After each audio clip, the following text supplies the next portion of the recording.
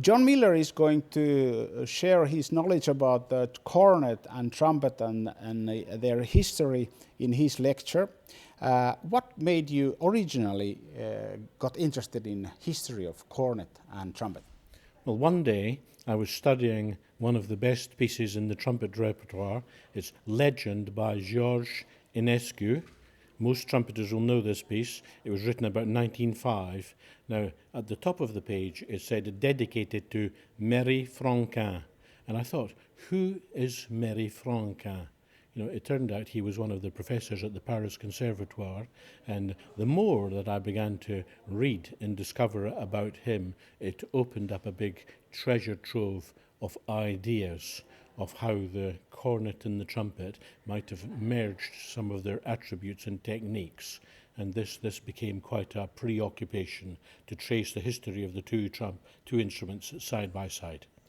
So what have you found out about the history of the cornet and trumpet and their relationship?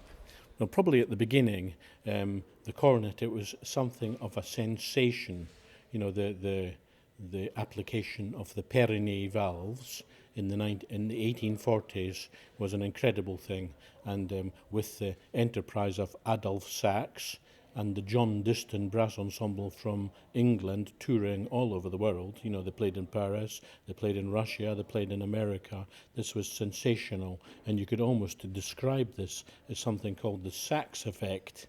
You know, it really spread, and it grew almost a huge working class movement in Britain, the brass band movement. And the brass band movement, it had an enormous influence on the lives of working people who were able to play sophisticated music for the very first time, because these instruments, they were easy to make and comparatively easy to play. So it's changed the whole of the music world and eventually the music profession. How was the relationship between trumpet and cornet?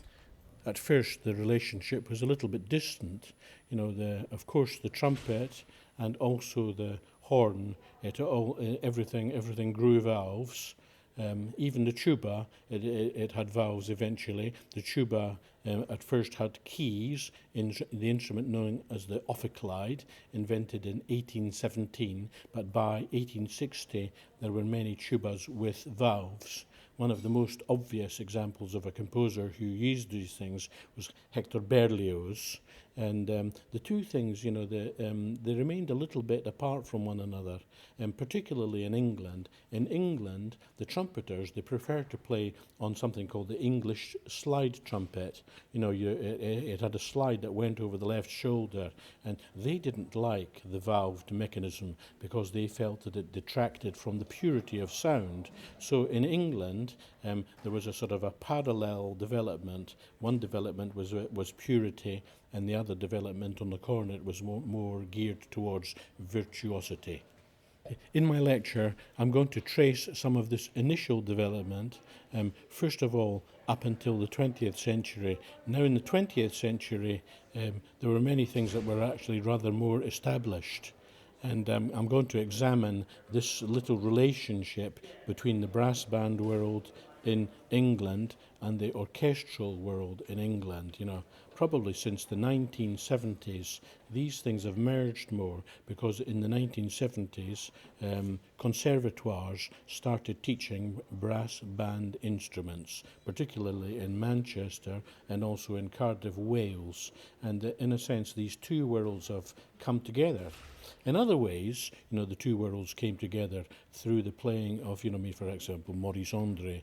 Maurice Andre, he had the attributes of a wonderful trumpeter, but he also had the brilliant, facile technique of a cornet player.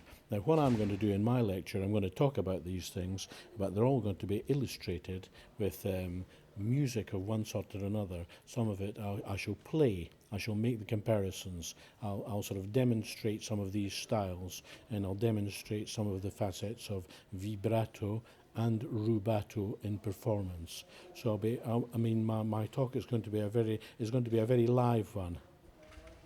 Thank you.